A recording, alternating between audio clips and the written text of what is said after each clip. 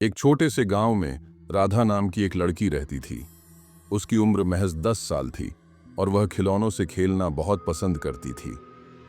एक दिन उसके पिता शहर से एक पुरानी एंटीक दुकान से एक सुंदर सी गुड़िया लेकर आए।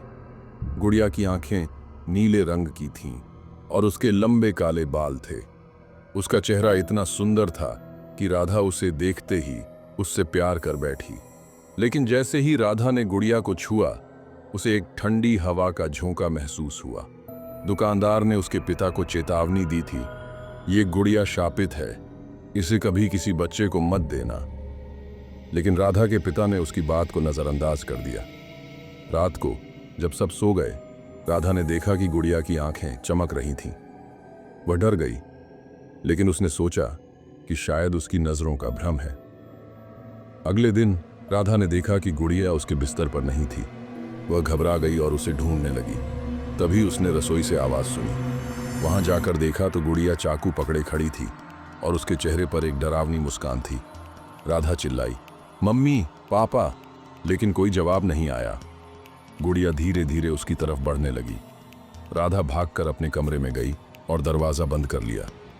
तभी उसने देखा कि गुड़िया दरवाजे के बाहर खड़ी है और उसकी आंखें लाल हो गई हैं। अचानक गुड़िया ने एक भयानक आवाज में कहा, तुम मेरी हो, तुम्हें कोई नहीं बचा सकता। राधा की सांसें तेज हो गईं और उसने आंखें बंद कर लीं। जब उसने आंखें खोलीं तो देखा कि गुड़िया उसके सामने खड़ी है और उसका चेहरा अब और भी डरावना हो गया है। तभी राधा की मां ने उसे जगाया।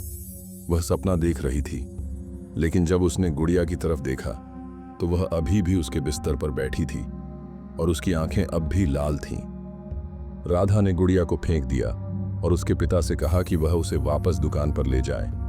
लेकिन जब वे दुकान पर पहुंचे तो दुकानदार ने कहा, अब बहुत देर हो चुकी है, गुड़िया ने अपना शिकार चुन लिया है।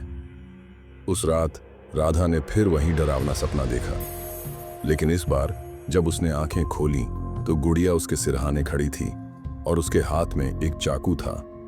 अगली सुबह राधा का कमरा खाली था और गुड़िया भी गायब थी।